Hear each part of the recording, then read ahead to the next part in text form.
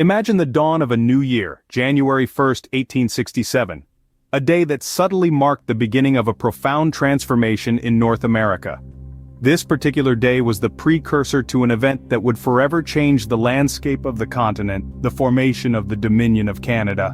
The year 1867 was a pivotal one in the annals of history. It was a year when the seeds of unity were sown, and they would grow to form a nation known today as Canada. The path to this monumental event was paved with political maneuvering, negotiations, and a collective desire for a united front against potential threats. The journey began in earnest in the early 1860s. The provinces of Canada, then divided into Canada West and Canada East, were struggling with governance issues. There were calls for a more centralized government that could effectively manage the vast territories. In addition, the looming threat of American expansionism and the end of the American Civil War in 1865 intensified the need for a more robust, unified defense. The Charlottetown Conference of 1864, initially intended as a discussion for a maritime union, emerged as the platform where the idea of a broader union was proposed. The discussions were fruitful, and the idea of a confederation started to take root. The subsequent conferences in Quebec and London further refined the ideas and led to the drafting of the British North America Act. On January 1, 1867, the act was still under deliberation in the British Parliament, but the wheels were set in motion. The provinces were on the brink of unification, a process that would culminate on July 1, 1867, with the official establishment of the Dominion of Canada. Fast forward to the aftermath of the establishment of the Dominion of Canada, the newly formed country embarked on a path of expansion and development. The intercolonial railway was completed in 1876, strengthening the ties between the provinces. New provinces and territories were added, further expanding the Dominion. The nation we know today as Canada began to take shape. In summary, the year 1867 was a watershed moment in the history of North America.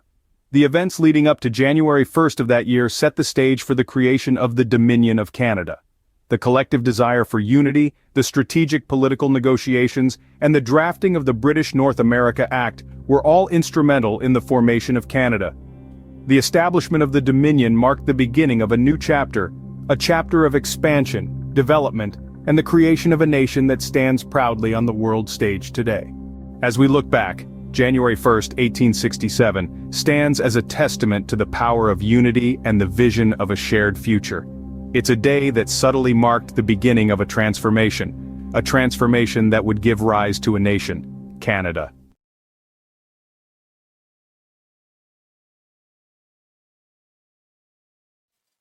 Did you know that the first Canadian-born Prime Minister wasn't elected until the country had already been a confederation for over 2 decades? That's right. Canada's first Prime Ministers were all born in other countries. It wasn't until January 1st, 1892, that the first Canadian-born Prime Minister, Sir John Abbott, took office. For those who might not be familiar with the early history of Canada, here's a quick rundown.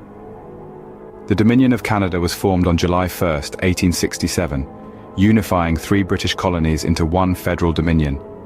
The newly minted nation's first leader, Sir John A. Macdonald, was born in Scotland.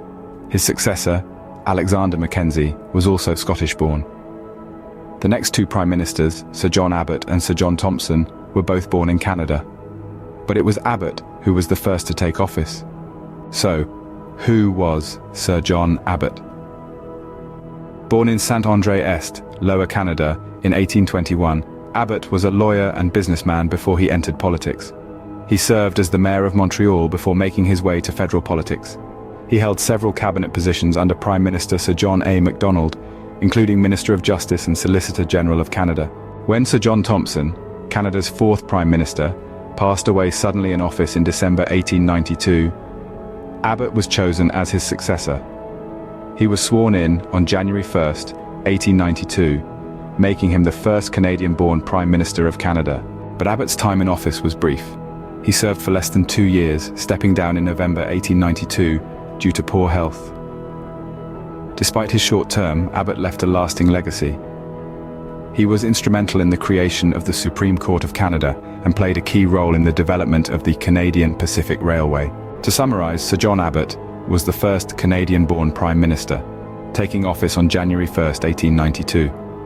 Born in Saint-André-Est, Lower Canada, he was a successful lawyer and businessman before entering politics. He served as the mayor of Montreal and held several cabinet positions under Sir John A. Macdonald. Abbott's tenure as Prime Minister was brief but impactful, with contributions to the development of the Supreme Court of Canada and the Canadian Pacific Railway. So the next time you ponder on Canada's political history, remember the trailblazing Sir John Abbott, a quintessential figure in the nation's early years, who paved the way for future Canadian-born Prime Ministers. Ever wondered why we have different time zones? Why does time matter so much that we had to slice the globe into 24 neat strips, each representing an hour of the day? Well, time zones are fundamental to how we understand and organize time. They allow us to coordinate activities across vast distances, ensuring that when it's noon in London, it's not the middle of the night in Tokyo. But time zones are not just about practicality, they also have a rich and fascinating history. Take, for instance, the story of Newfoundland and Labrador. This Canadian province had a unique time zone for the longest time, known as Newfoundland time, which was 3.5 hours behind Greenwich Mean Time. But all of this changed in the early days of the 21st century. The journey towards this change began in the late 20th century. As globalization increased, so did the need for a more standardized approach to time. Newfoundland and Labrador, being on the edge of North America, found itself out of sync with the rest of the continent. The half-hour difference may not seem like much, but in an increasingly connected world, it was enough to cause confusion and inconvenience. In the year 2003, the government of Newfoundland and Labrador proposed a shift to Atlantic Standard Time, aligning with the rest of the Atlantic provinces. The move was met with mixed reactions. While some saw it as a necessary step towards modernization, others felt it was a loss of a unique part of the province's identity. However, after much deliberation, the decision was made.